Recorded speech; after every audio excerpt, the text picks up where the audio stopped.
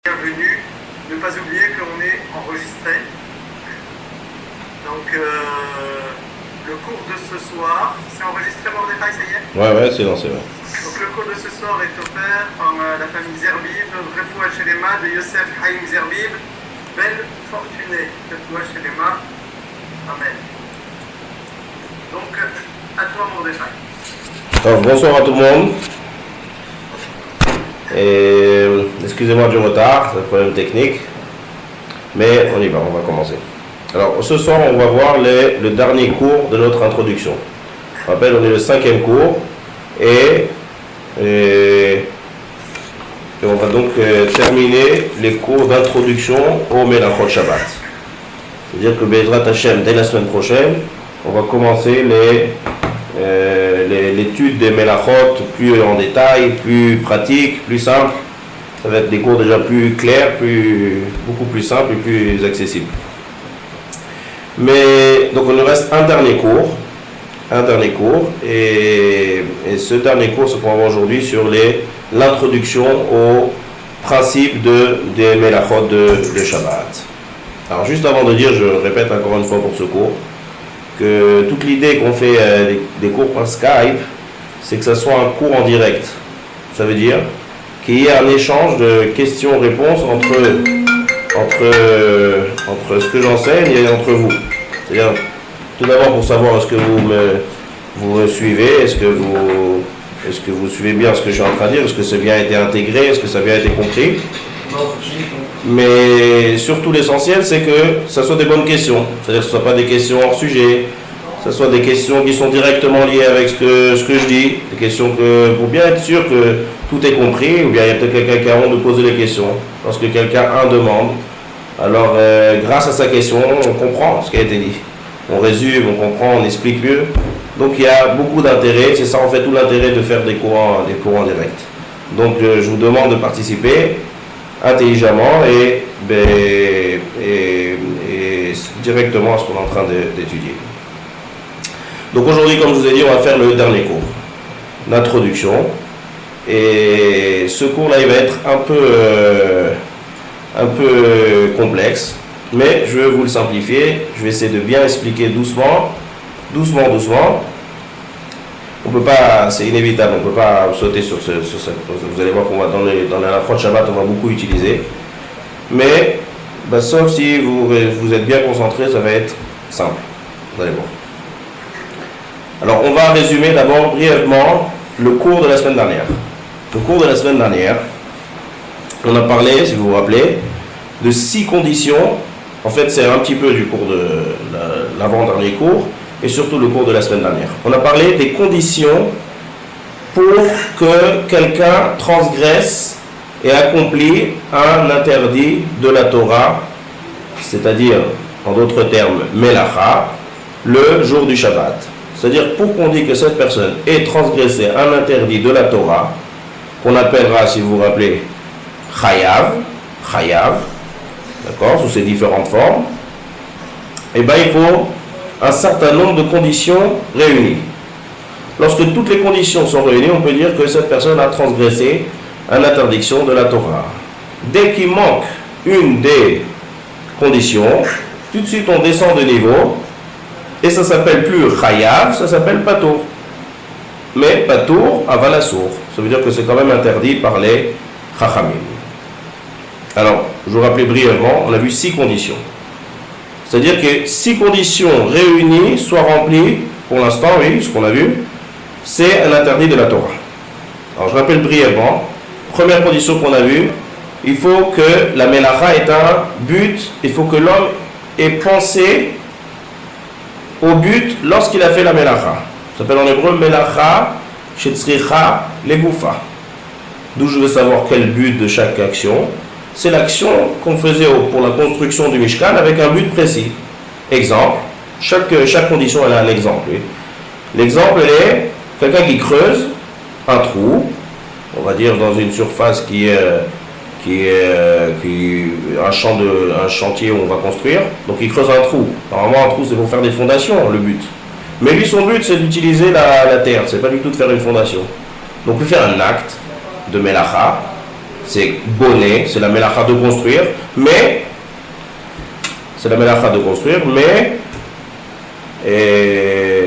il n'y a pas le but. Le but ici, il a pensé à un autre but. Rien à voir avec la construction, il a pensé à utiliser la terre. Donc, il manque une condition. Il n'y a pas le but ici, il n'a pas pensé au but. Donc, on descend de niveau, ça devient Asur Miderabanan. Ensuite, on a vu, il faut que ça s'appelle Melacha. C'est-à-dire, il faut que ce soit un acte constructif. Rappelez-vous l'exemple qu'on a donné, un qui déchire un habit pour calmer ses nerfs, et l'autre qui déchire, un couturier qui déchire un habit. Un couturier qui déchire, c'est constructif, parce qu'il va coudre derrière. Mais quelqu'un qui déchire pour déchirer, il est en train d'abîmer. Un acte qui abîme, un acte qui n'est pas constructif, c'est pas un acte qui est interdit par la Torah. Ensuite, on a vu, une melacha, il faut qu'elle dure. Un acte de la Torah, il faut que ça dure. Si ça ne dure pas, il n'y a pas de issur de la Torah. L'exemple qu'on a donné, quelqu'un qui écrit sur la buée d'une vitre. Ça ne tient pas. C'est pas comme ça qu'on écrit. On écrit sur un papier pour que ça dure. Ça va attendre qu'il va passer un peu de temps. L'écriture ne va pas rester. Donc il faut mon acte, il reste, il dure.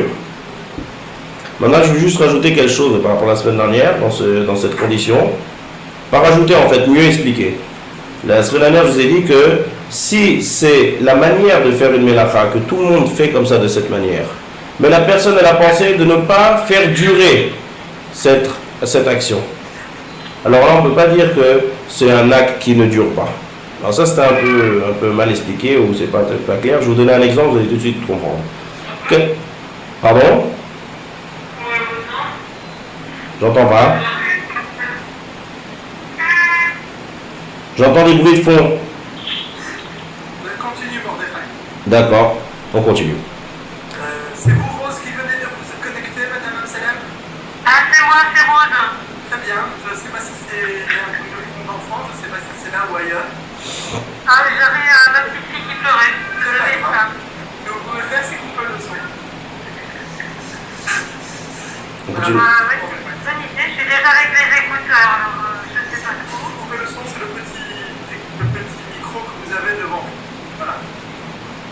Un micro. Juste couper le micro et ça coupe votre son. Très bien. Alors on continue. On continue. On était dans la condition qu'il faut que l'acte, l'interdit que je suis en train de faire et la melacha que je suis en train de faire, il faut qu'elle dure.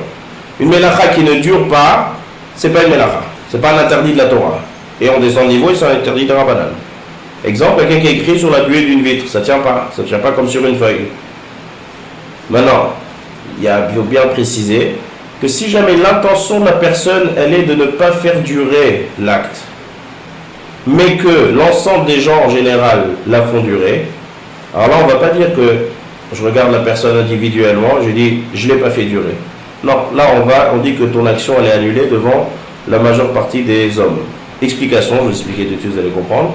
Quelqu'un Naguid, il écrit 5 minutes avant la sortie de Shabbat. Il écrit, et après, dès que Shabbat est sorti, il déchire la feuille. Donc, qu'est-ce qu'il a fait cette personne en fait? Elle a écrit. Mais est-ce que ça a duré? Ça n'a pas duré. C'est resté 5 minutes, il a déchiré la feuille 5 minutes après. Il a écrit 5 minutes avant la sortie de Shabbat. Dès que Shabbat est sorti, il a pris la feuille et il a déchiré. Maintenant, son acte qu'il a fait, qu'il a melacha d'écrire, elle n'a pas duré. Alors là, c'est sûr qu'on ne va pas dire que ça s'appelle un acte qui ne dure pas. C'est évident. Parce que l'acte qu'il est en train de faire, d'après tout le monde, c'est un acte qui dure. Le fait qu'il a pensé que ça ne va pas durer, ça ne rentre pas dans cette condition. On parle des choses qui ne tiennent pas selon la majeure partie des gens. Comme l'exemple de la buée de la vitre. Ça ne tient pas. Donc si ça ne tient pas, ce n'est pas un acte interdit par la Torah.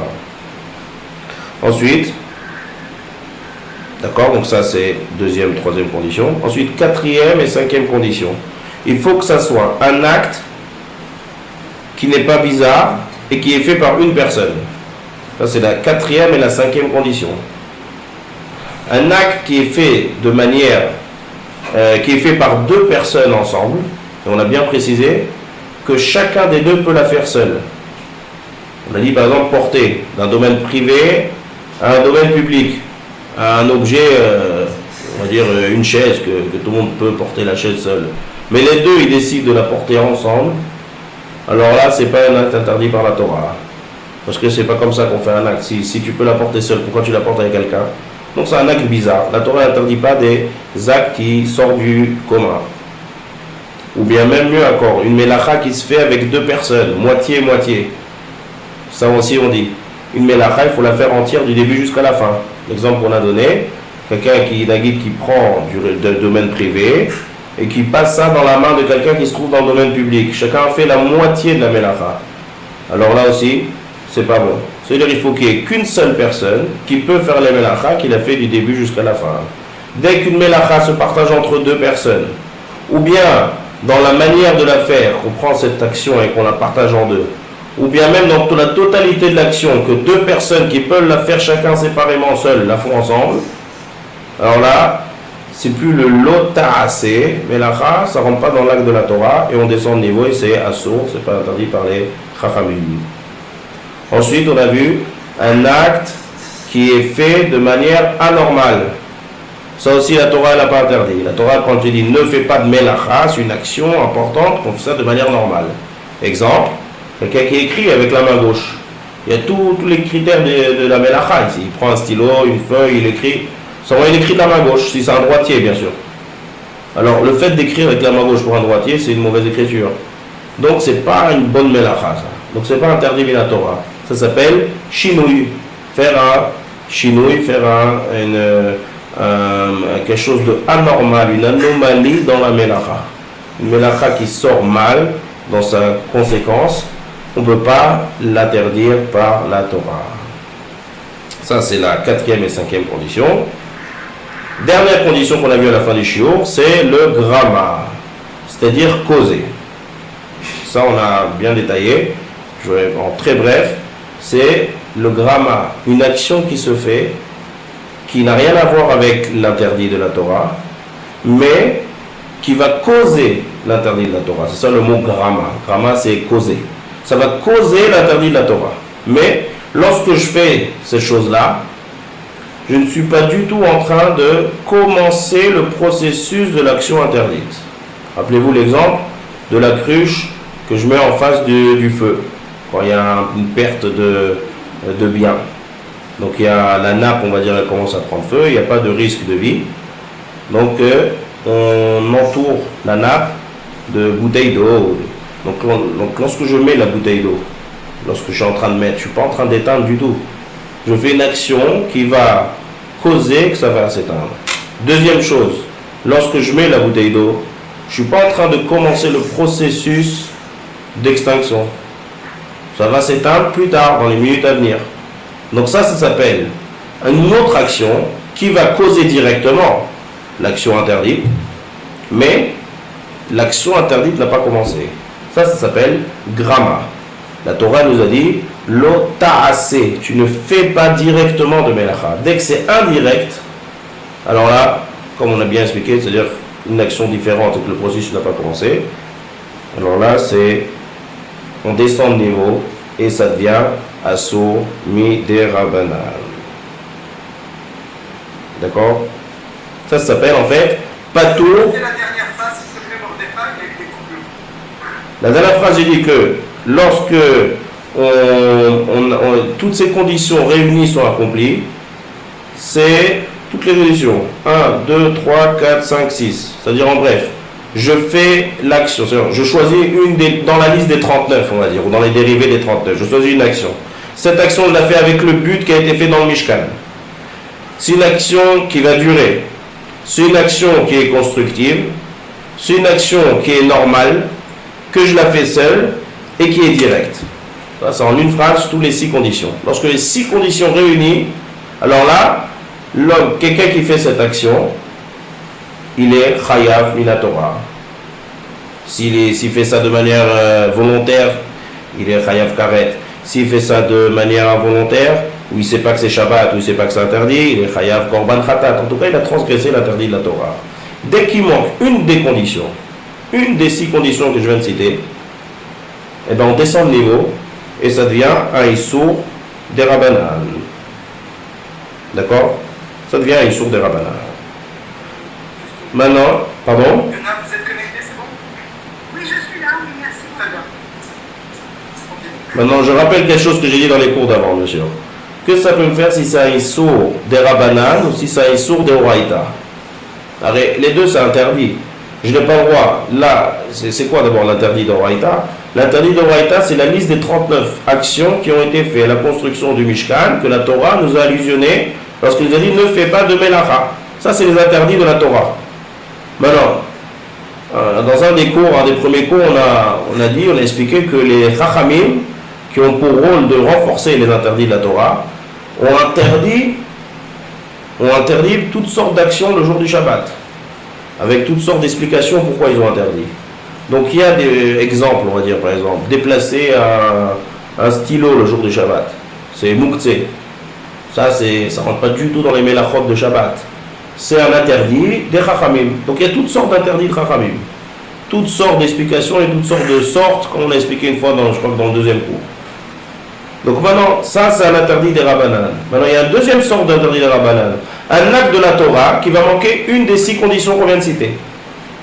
Donc il manque une condition, on descend de niveau et ça est sur des Rabbanan. Donc maintenant, on va dire que si ça est sur des Rabbanan ou si ça est sur d'Oraïta, les deux, j'ai pas le droit de le faire. Vous allez voir par la suite, dans tous les cours qu'on va donner par la suite, qu'il y a un certain nombre de règles qui s'appliquent à des interdits des Rabbanan et un certain nombre de règles qui s'appliquent à des interdits de la Torah. Et beaucoup de règles vont changer l'interdit des Rabbanan en permis. Ce qui est quasiment pas le cas, sauf à quelques exceptions près, dans l'interdit de la Torah. Que dans l'interdit de la Torah, lorsqu'il manque des conditions, on descend de niveau et ça devient sur des Rabbanan, on ne permet pas. Donc l'importance qu'il y a de savoir si c'est un interdit des Chachamim ou si c'est un interdit de la Torah, c'est pour après commencer à travailler avec ça après et voir et appliquer un certain nombre de règles. Et vous allez voir qu'il y a si on applique des règles quelconques qu'on va étudier tout au long des shiurim, eh ben, il y a des interdits des Rabbanan qui deviendront permis. Donc c'est très important de définir, et en fait ça va être ça la base de tous nos cours, qu'on va, à partir de la semaine prochaine, qu'on va commencer à définir toutes les Melachot. On va d'abord étudier quelle est la Melacha interdite, ensuite autour de ça, quels sont les interdits des Chachamim, dans chaque Melacha et chaque Melacha, dans un premier temps. Et après, vous allez voir que c'est très très important de savoir est-ce que c'est un interdit par les Chachamim ou interdit par la Torah, pour pouvoir appliquer ces règles dans l'étude. Mais dans l'action, c'est-à-dire quelqu'un qui va agir, qui a agi, qui a fait un issour des Rabbanan ou qui a fait un issour de la Torah, c'est aussi grave. Parce que la Torah nous a dit d'écouter les Chachamim.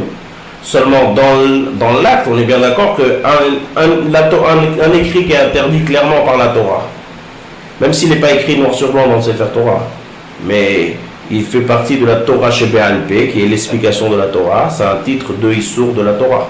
Les 39 Melachot, comme on l'a expliqué, ils ne sont pas écrits dans la Torah. Mais c'est interdit de Torah, puisque c'est la loi orale. La loi orale écrite, c'est exactement le même niveau. Donc ça, c'est un interdit qui est par la Torah. Donc c'est un interdit qui est dit par la bouche d'Akadosh Baruch Hu. Tandis qu'un interdit des Chachamim, c'est un interdit qui vient l'origine des Chachamim. Donc c'est évident que ça n'a pas le même niveau. Mais c'est comme si par exemple je vous dis un camion qui pèse, on va dire,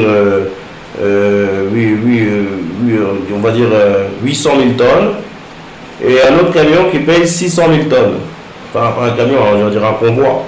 Un il pèse 800 000 tonnes, l'autre il pèse 600 000 tonnes. Ça a une différence dans le poids.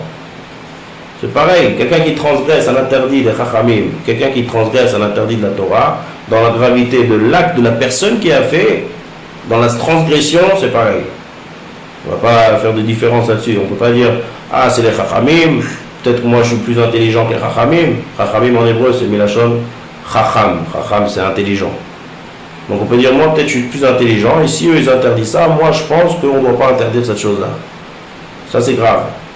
Ça c'est l'interdit des Chachamim. On n'est pas du tout à la hauteur des Chachamim. De quel Chachamim on parle, comme je vous ai dit dans les cours d'avant? On parle des Chachamim des Mishnah, de la Mishnah, des Tanaïm, des Amoraïm, que chacun avait un pouvoir de faire revivre des morts. On parle des gens qui sont très très très loin de nous dans notre compréhension et dans notre niveau. Donc ça c'est l'interdit des Chachamim. Seulement, comme vous voyez, à chaque fois je précise, est-ce que c'est un interdit de la Torah et un interdit des Rabbanan? Parce que dans les règles d'étude de la Chod de Shabbat, il va y avoir beaucoup de différences entre les interdits qui sont Minatora et les interdits des Rabbanan. Il faut différencier entre une personne qui transgresse un interdit des Chachamim et de la Torah, ou bien définir quel est l'interdit pour pouvoir utiliser un certain nombre de règles pour les interdits de la Torah et des Chachamim. Maintenant, venons continuer, je vais faire juste une petite précision.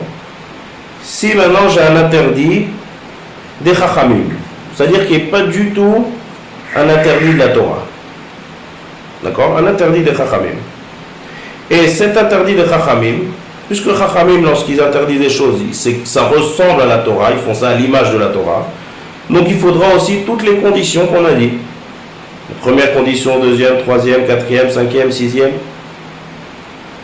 Maintenant, s'il manque une des conditions dans un interdit qui est purement des Chachamim, qui n'est pas du tout une action Melacha, alors là c'est intéressant. Là on ne va pas pouvoir donner de règles. Est-ce qu'on va descendre de niveau de interdit de Chachamim à Moutar? Parce que de la même manière qu'on a descendu de niveau avec un interdit de la Torah, qui manquait une des conditions, et qu'on est descendu de Issour Torah à un Issour de Chachamim, si j'ai maintenant un Issour de Rabbanan, un Issour qui est purement de Chachamim, et qui va me manquer une des conditions, est-ce qu'on va descendre de niveau et on va dire Moutar, ou bien quand même ça reste Assour Midei Rabbanan? Alors là c'est impossible de donner une règle là-dessus. Vous allez voir que ça dépend de beaucoup de critères et ça dépend du contexte, ça dépend de beaucoup de choses. Donc ça, chaque chose, on va voir, Bifnim, est-ce que Béhémet, on va utiliser ces règles, on va permettre ces choses-là, ou on ne va pas permettre ces choses-là. Je vais vous donner un exemple, vous allez comprendre. Il y a une Melacha, il interdit, qui s'appelle Tochen. Tochen, c'est moudre. Donc on va dire quelqu'un qui prend un exemple, c'est qui va moudre comme il faut. Il va prendre un pilon, mais tout avec le haut et le bas, le pilon lui-même et la carafe du pilon. Quelqu'un il va dire qu'il prend une amande et il la casse là-bas en morceaux comme il faut dans le pilon, c'est un interdit de la Torah. C'est Melechet Tochen, c'est moudre. Maintenant on va dire qu'il prend le pilon lui-même, mais au lieu de prendre la carafe qui est appropriée au pilon, qui est fait spécialement pour ça, il prend une assiette d'un service. Alors là, d'après les règles qu'on a vues, qu'on a étudiées, d'après les conditions, quelles conditions il nous manque ici? Qu'est-ce que vous pensez? Quelles conditions il nous manque ici lorsque quelqu'un prend le pilon lui-même, mais il prend l'amande, au lieu de la casser dans l'assiette qui est appropriée au pilon qui est fait pour ça, il prend une assiette d'un service. Et il commence à casser sur la noix, sur l'amande. Est-ce qu'il fait un Issour Torah ou pas? Est-ce qu'il s'appelle qu'il est en train de moudre? Non. Pourquoi?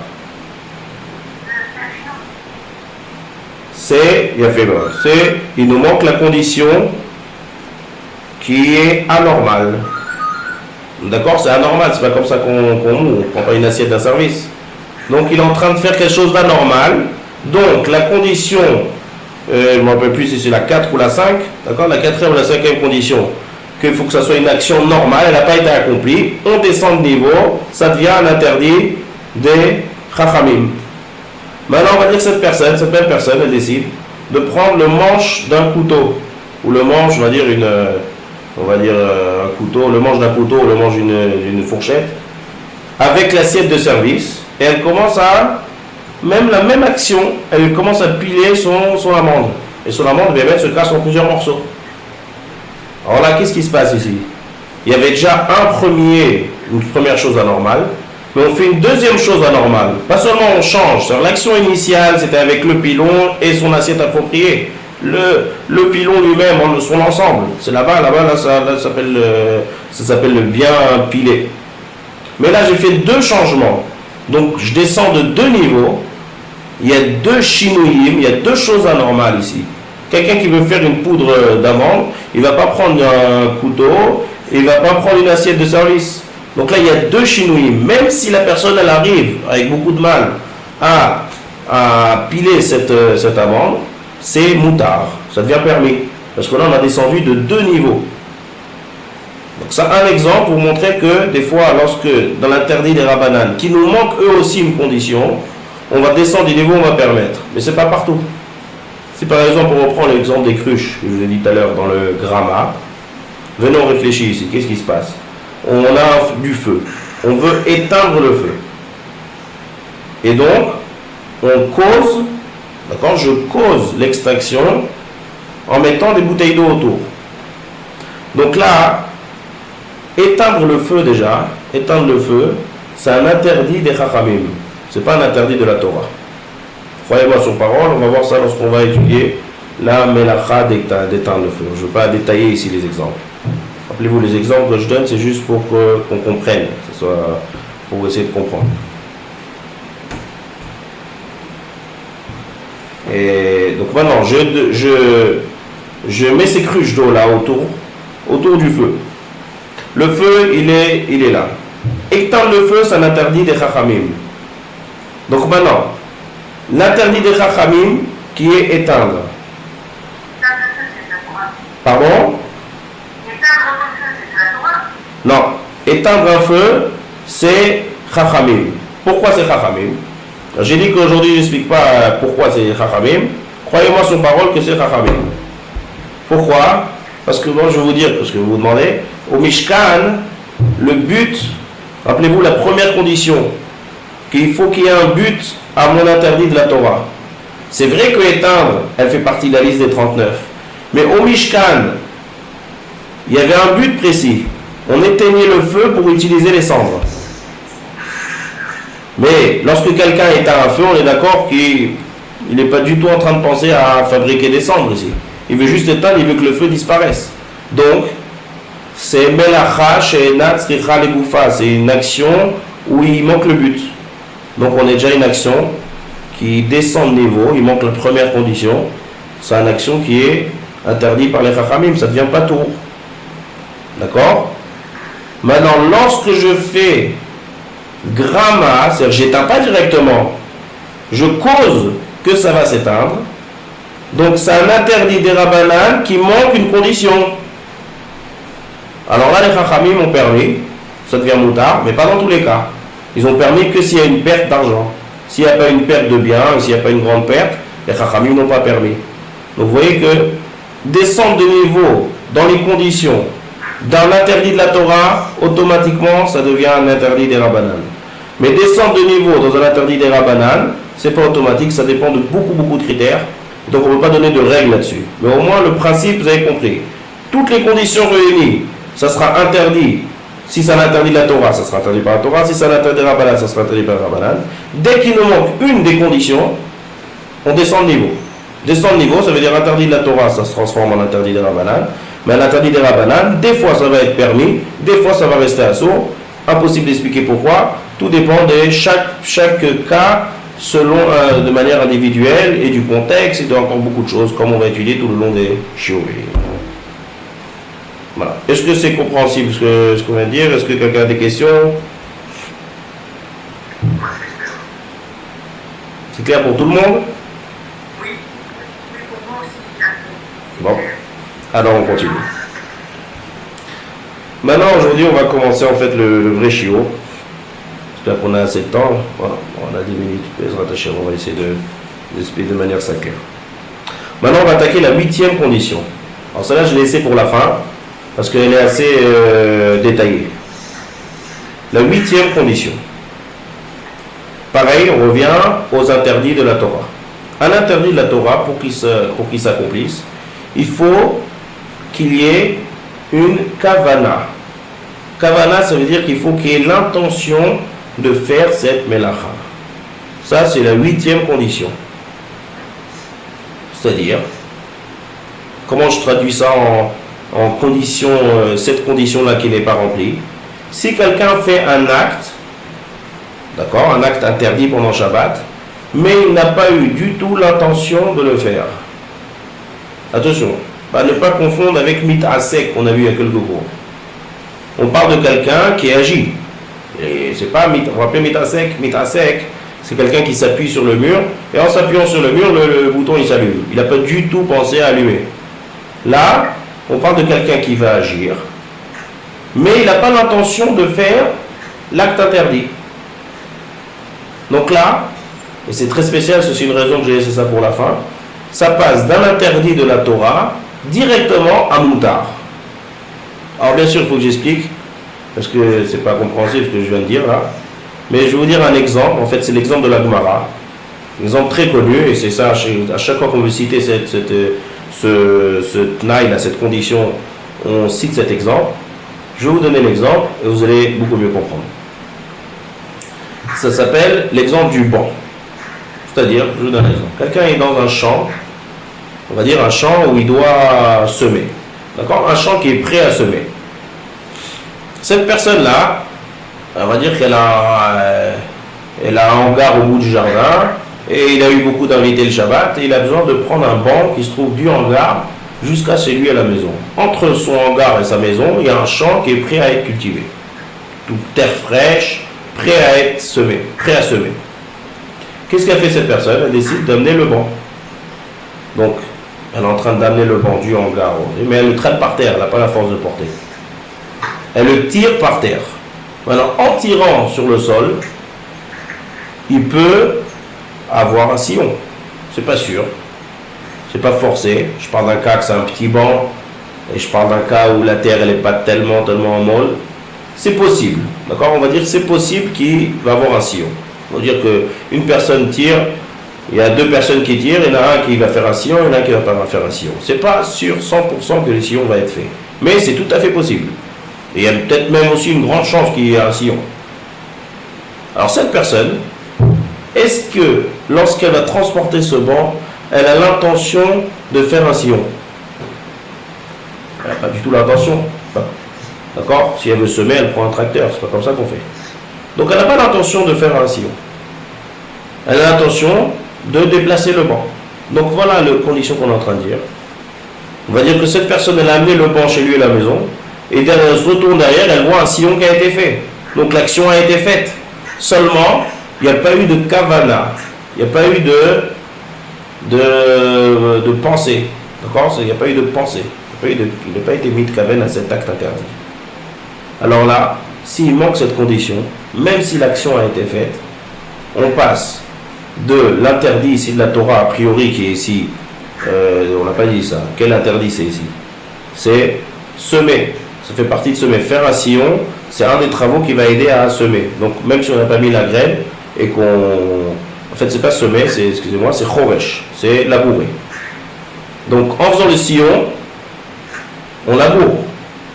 Et le sillon a été fait, la terre a été labourée. Mais la personne n'a pas pensé à ça. Et elle le savait très bien, elle savait que c'était possible que ça se fasse. Eh bien, cette condition n'a pas été remplie, elle n'a pas pensé à faire un sillon. Et ça devient entièrement moutar. Moutar, ça veut dire que c'est permis. Alors là, il faut comprendre. Parce que ça a l'air d'être un peu bizarre, cette condition. Je vais vous donner un autre exemple. Si quelqu'un, par exemple, cette question, c'est le Rav Moshe Levi qui la pose dans son Sefer, Menuchat Ahava. Le Rav Moshe Levi, c'est celui qui a écrit le Sefer Menuchat Ahava, qui j'ai étudié la Chod de Shabbat, et sur qui on va souvent nommer durant toute la suite de nos cours. Il pose une question comme ça. Il dit, ce cas apparemment ça ressemble, on va dire quelqu'un il a un morceau de viande en face de lui. D'accord? Seulement il a un doute. Il avait un voisin non juif qui avait un morceau de viande taref. Et moi, devant moi, j'avais aussi un morceau de viande cachère. Il a commencé à avoir un doute. Le morceau de viande qu'il a en face de lui, est-ce que c'est un morceau de viande cachère ou c'est un morceau de viande taref? On ne parle pas qu'il invente des soupçons. On parle qu'il a un vrai doute. Alors, est-ce que cette personne a le droit de manger ce morceau de viande? C'est évident qu'il n'a pas le droit. Il y a une règle qui nous dit Safek de Oraïta, la Khumra. Tout doute que j'ai dans un acte qui est interdit par la Torah, on s'abstient. Peut-être que c'est taref. Donc c'est sûr que je n'ai pas le droit de manger. C'est un dîme qui est écrit dans la Gemara. Je n'ai pas le droit de manger. Alors, il demande, ici ça doit être pareil ici. Pourquoi? Je prends mon banc. Est-ce que il va avoir un sillon? Oui. Est-ce que c'est tout à fait possible? Oui. Si le sillon est fait, ça s'appelle un acte de la Torah. Donc comment je peux déplacer mon banc? Peut-être que ça va avoir un sillon. C'est-à-dire quoi je ne suis pas mitkaven. C'est-à-dire quoi je ne pense pas. Mais je ne pense pas, mais tu sais très bien que c'est très possible que le sillon va être fait. Donc comment, c'est quoi, il faut expliquer, il faut bien expliquer cette règle-là qu'on est en train de voir ici, cette dernière règle. Ça veut dire quoi? J'ai pas l'intention de faire le sillon, mais tu sais très bien que c'est très très possible que le sillon va être fait. Et l'action va être commise. Ça s'appelle que tu as labouré le champ. Non, je ne suis pas mitkaven. Ça ne suffit pas pour permettre. Il y a un vrai doute sur un acte qui est interdit de la Torah. C'est exactement la même chose que la personne elle va dire non, peut-être que ma viande elle est cachère, et malgré que j'ai un vrai soupçon que peut-être c'est une viande taref, je la mange. Non. Et en plus, on sait que la halakha dit clairement qu'on ne peut pas manger quelqu'un qui a un vrai doute, un vrai soupçon. C'est sûr qu'il ne peut pas manger. Donc pareil dans notre cas, nous, pourquoi on permet? On va essayer d'amplifier un peu la question. Et regardez, par exemple, on a dit dans la première condition, je reviens à l'exemple de la première condition qu'on a parlé tout à l'heure. Quelqu'un qui fait un trou dans le sol et il n'a pas l'intention de faire une fondation pour là on n'est plus sur un champ de semer, on est sur un champ de construction. Il fait un trou, ça s'appelle interdit de la Torah, construire. Faire un trou de fondation, ça s'appelle construire.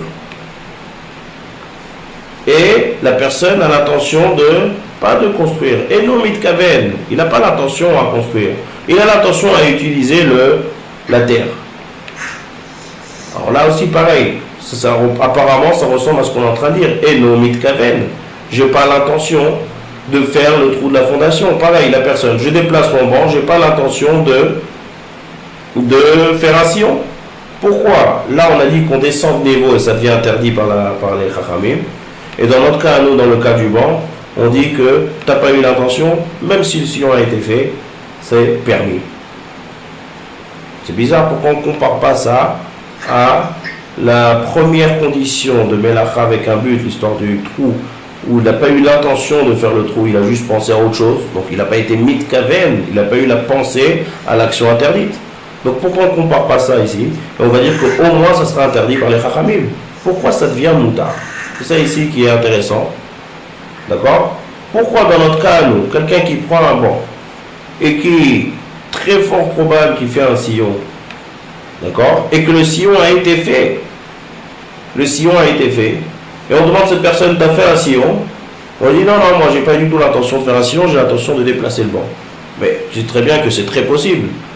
On ne regarde pas ça et on le permet. Ça, il faut comprendre. Est-ce que la question est claire? Oui, tout le monde a compris la question?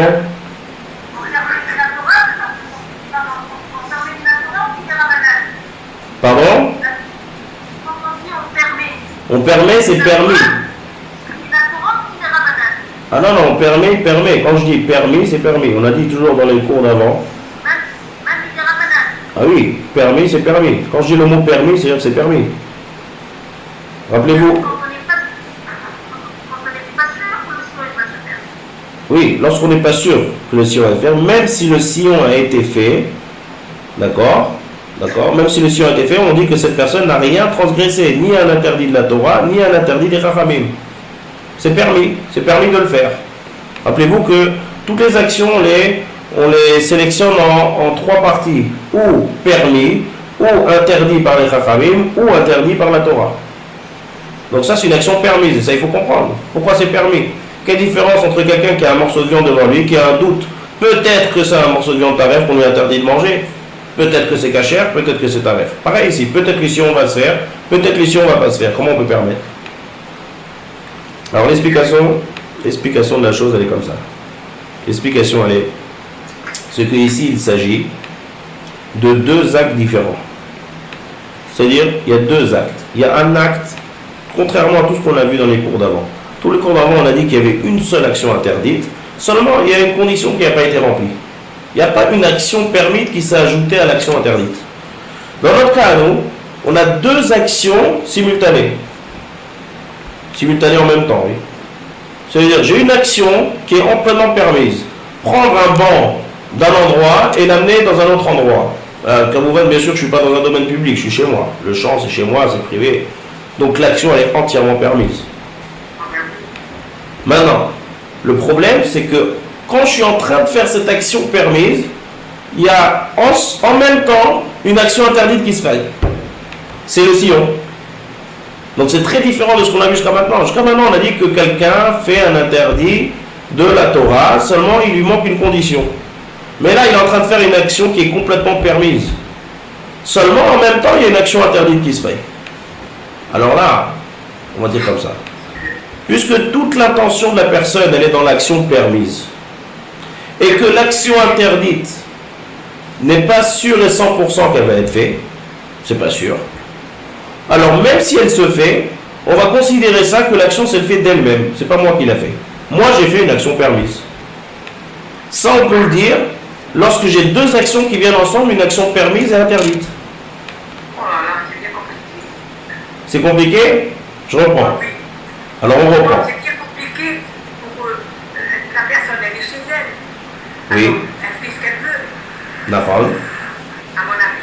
Mais elle fait aussi un sillon. Oui, Donc, dans un sens. mais dans l'autre sens, elle déplace un banc. Mais ça se fait en même temps. Donc c'est ça qui est intéressant ici. Elle fait une chose permise et interdite à la fois. Voilà, voilà. Contrairement, C'est bien compliqué pour lui, complexe. contrairement à mon morceau de viande de tout à l'heure. J'ai mon morceau de viande. J'ai un vrai doute. Je ne parle pas que j'invente des doutes. Ouais. J'ai un vrai doute que c'est peut-être un morceau de viande taref. Là, je fais qu'une seule action, je mange. Oui.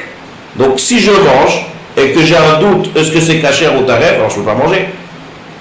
Mais là c'est différent. Là, j'ai une action permise et une action interdite qui se fait en même temps. Et toute ma pensée, elle est complètement concentrée sur l'action qui est permise. Alors l'action interdite qui se fait, ça se fait de soi-même, ça ne s'appelle pas une action. Je veux dire que ce principe-là, il n'est pas seulement dans la faute de Shabbat. Il est dans toute la Torah Kula. Je vous donne un exemple, un cas qui n'est pas très pratique. C'est un cas par exemple du Nazir. Vous avez entendu parler, on a vu ça dans la paracha il y a 2 semaines. Le Nazir. Le Nazir, c'est théorique, je ne sais pas si aujourd'hui ça existe, hein. Mais un Nazir qui a des longs cheveux, il n'a pas le droit de s'arracher les cheveux. Il n'a pas le droit de couper les cheveux. C'est un interdit. D'accord? On ne peut pas, ici, il a fait. C'est encore, on parle de quelqu'un que c'est pas. On va dire que c'est interdit par la Torah de se couper les cheveux. Spécialement le Nazir qui a été mécabel sur lui de ne pas se couper les cheveux. Est-ce qu'il peut faire un shampoing, ce Nazir? Il veut se laver les cheveux, il a le droit de se laver les cheveux. Est-ce qu'il veut faire un bon shampoing? Eh bien, il a le droit de faire un shampoing. Maintenant, quand on fait un shampoing, beaucoup de fois, il y a des cheveux qui s'arrachent. Mais pas toujours. Des fois oui, des fois non. Maintenant, quand on fait un shampoing, est-ce que j'ai l'intention de m'arracher les cheveux? Non, j'ai l'intention de laver les cheveux. Donc encore une fois, le même principe ici. Une action permise, avec une action interdite, on va dire qu'après la douche qu'il a fait, il y a des cheveux qui sont sortis, mais c'est permis. C'est permis parce que c'est pas, il n'a pas pensé à ça, c'est Enomit Kaven, et donc c'est ça qui devient moutard. Contrairement au cas du trou que j'ai parlé tout à l'heure, la deuxième question qu'on a demandé. Le trou, quand je fais un trou, j'ai l'intention de faire, c'est-à-dire qu'est-ce qu'on fait? Il dit, je fais un trou. Faire un trou pour la fondation, c'est l'action interdite. Prendre le hafar, c'est l'action permise. Mais le problème qu'il y a ici, tout à l'heure on a dit ça, on descend de niveau, ça devient l'interdit des rabbanan. Le problème qu'il y a ici, c'est que faire un trou pour une fondation ou faire un trou pour prendre la terre, c'est le même acte. C'est exactement le même acte. Donc là, on ne peut pas dire, j'ai pas l'intention de faire ça. Là, on descend de niveau, c'est une action sans but qui devient interdite par les chachamim. C'est clair? Oui, d'accord. Maintenant, on avance. Si maintenant, on va prendre la même histoire, ouais, on va prendre la même histoire du banc. Mais là, on a exactement la même chose. Il est chez lui, il veut prendre le banc du hangar chez lui à la maison. Le problème, c'est que la terre, elle est très molle. Et le banc, il est très lourd. Et donc, ma pensée à moi, elle est bien sûr de déplacer le banc. Mais là, c'est 100% que le sillon, il va se faire. Alors, est-ce qu'on va permettre ici aussi ou pas? Non, on ne peut pas permettre. Alors là, on va pas permettre. Là, on va pas permettre. Et ça sera interdit par la Torah. Pourquoi? Alors là, je vais vous dire comment ça s'appelle ça en hébreu. Dans le langage de la Gemara, bien sûr. Ça s'appelle... Les Chachamim, ils ont trouvé un mode comme ça pour nous faire comprendre un peu l'absurdité qu'il y a en fait dans cet acte. Ça s'appelle, je vais vous dire comment ça s'appelle en hébreu, je vais vous traduire. Psikreché, vélo yamout. Ça veut dire quoi ça? Couper la tête et il ne va pas mourir. De quoi il s'agit là? De quoi on parle? Alors la Gemara nous explique comme ça le cas. Quelqu'un, il a un poulet en face de lui. D'accord? Maintenant, les jeux de l'époque, il n'y avait pas assez de jeux à l'époque de la Gemara. Et les jeux des enfants, ils s'amusaient avec les têtes de poulet. Les intéressés, les têtes de poulet. Donc la personne a dit, regarde, j'ai un enfant qui veut s'amuser avec la tête de poulet. Je vais prendre la tête du poulet, je vais lui couper la tête, mais j'ai pas du tout l'intention que le poulet meure. C'est possible de dire une phrase pareille? J'ai pas du tout l'intention qu'il meure. Mais je veux qu'il s'amuse avec la tête. C'est complètement absurde. C'est impossible de dire une chose pareille. Donc ça, c'est ce que la Gemara nous dit pour nous faire comprendre ici ce cas-là, du cas du 100%. Psikreché, on lit ça en fait en s'étonnant. Psikreché, vélo yamout, quand tu lui coupes la tête, il va pas mourir, c'est sûr qu'il va mourir. Ah mais moi j'ai pas pensé à ça. Moi j'ai pas pensé à tuer le poulet, moi j'ai voulu juste m'amuser avec sa tête. C'est impossible. Lorsque l'action interdite que je fais avec l'action permise, c'est 100% qu'elle se fait, alors là la personne ne peut pas dire j'ai pas eu l'intention. Donc c'est comme si tu avais l'intention à l'action interdite. On ne peut pas dire l'action interdite s'est fait d'elle-même. D'accord? Voilà, ça c'est exactement ce que la Gemara, dit. Eh ben, on applique cette formule-là pour dire, en notre cas, nous exactement, quelqu'un il prend un banc qui est très lourd et sur une terre qui est très molle. Moi je veux juste déplacer le banc.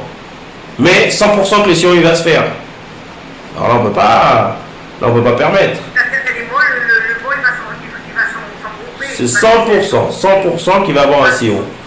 Donc là, c'est vrai que la personne elle dit, j'ai pas l'intention de faire un sillon, mais tu sais très bien que c'est 100% que va se faire un sillon ici. Donc là, c'est sûr que c'est interdit. Donc dans notre condition, on a. Et là, où est-ce qu'il y a la différence entre les deux cas? Est-ce que c'est. Excusez-moi. Oui.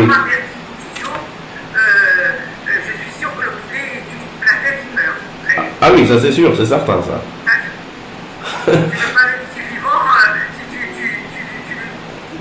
Exactement. Donc la Gemara l'utilise comme vous m'en dites exactement. La Gemara est en train de dire sur le cas du banc qui est très lourd et qui est la terre qui est très fertile. Je vous donne un autre exemple, vous allez bien comprendre encore. Quelqu'un, il est chez lui dans sa maison, il a une terre qui est fertile, ouais.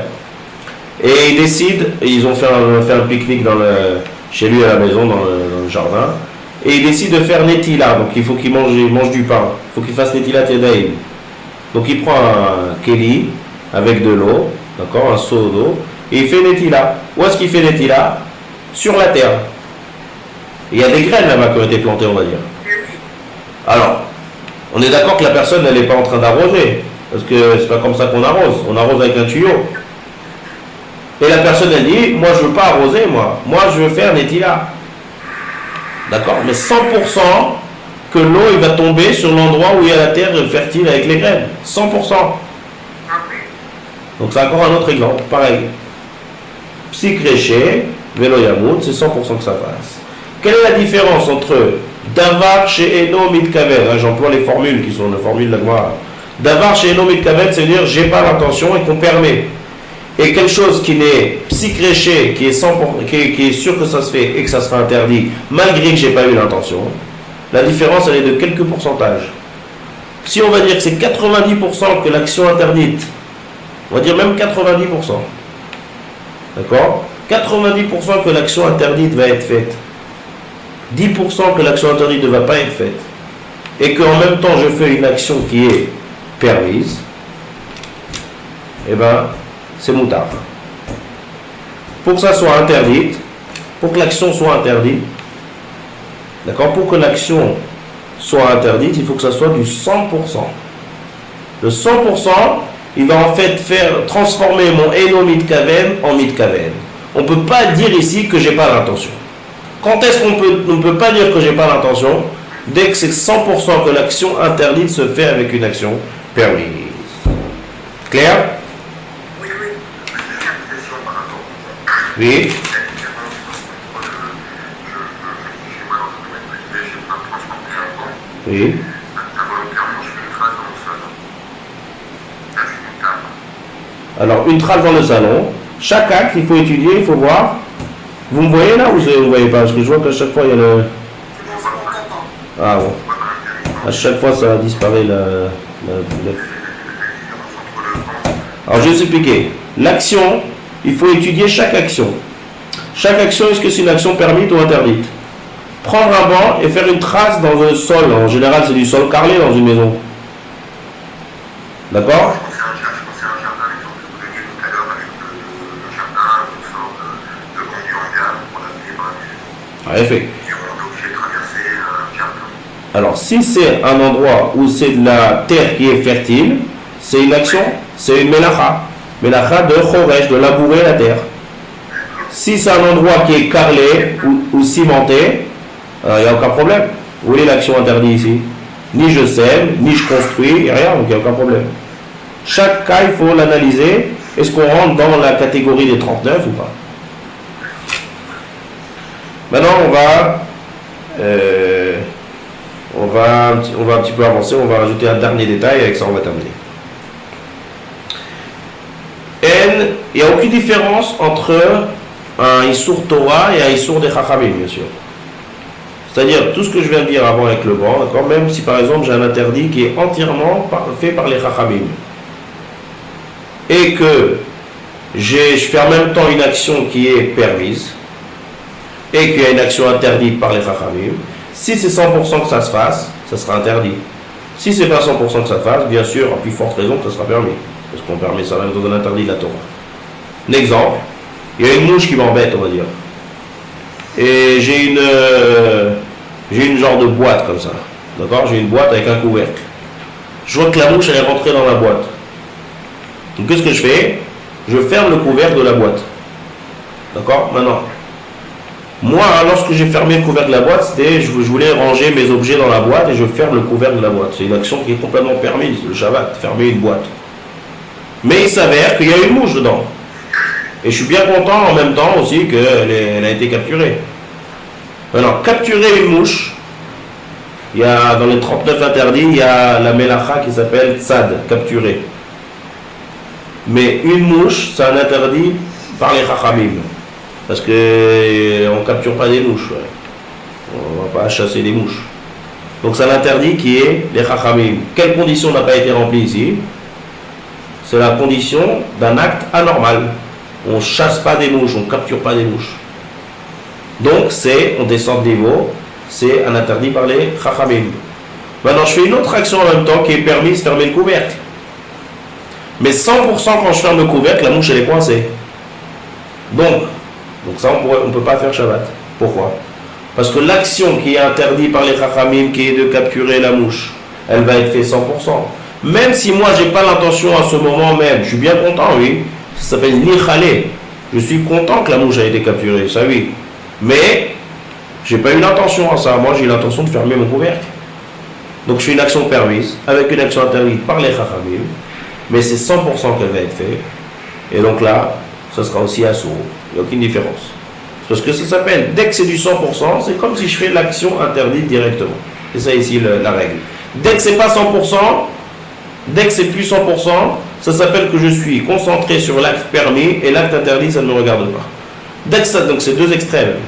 Dès que c'est un acte interdit qui se fait même avec l'acte permis, on ne peut pas dire je ne le pense pas. C'est comme si je l'avais fait direct. Mais dès que c'est un acte permis avec un acte interdit, c'est pas 100%, on ne regarde pas l'action interdite et c'est entièrement permis, que ça soit un Issour Torah et que ça soit un Issour des Rabbanan. Qu'est-ce qu'on fait? On continue, on laisse la suite pour la semaine prochaine. Vous voulez continuer? Compte tenu du fait que la liaison est relativement mauvaise ce soir et qu'il n'y a que 4 personnes, comme 3 personnes là, qui sont connectées, D'accord. peut-être qu'on va laisser l'opportunité aux gens d'avoir la fin de cette partie super intéressante la semaine. Parce que il nous manque encore un détail, mais un détail qui est assez important, donc on va laisser quand même pour la semaine prochaine. Venez d'abord. Comme tu veux, mon détail. Ouais, je préfère laisser ça pour la semaine prochaine. Pour terminer, parce que je vais terminer le cours, donc on va terminer ça la semaine prochaine, c'est un détail important. je vous conseille de bien réécouter tous les cours d'introduction. Les cours d'introduction, ils sont assez complexes, ça ne va pas être comme ça par la suite. Mais c'est très très important et donc vous avez tout le temps de réécouter ça et en écoutant plusieurs fois, là ça sera bien intégré et ça va beaucoup nous aider pour la suite des cours. Voilà. J'envoie dès que Mordechai m'envoie les cours, je les mets sur le site Jardin de la Torah et je les envoie à tous les participants avant de les envoyer aux autres. Donc voilà, donc vous avez normalement le jeudi soir, vendredi matin, vous avez le cours. On va te mettre mail. Ok, Shavua Tov à tout le monde, bonne semaine. À bientôt. Merci beaucoup, Shabbat Tov. Bonne semaine. Également. Au revoir, bonne soirée. Allô. Voilà.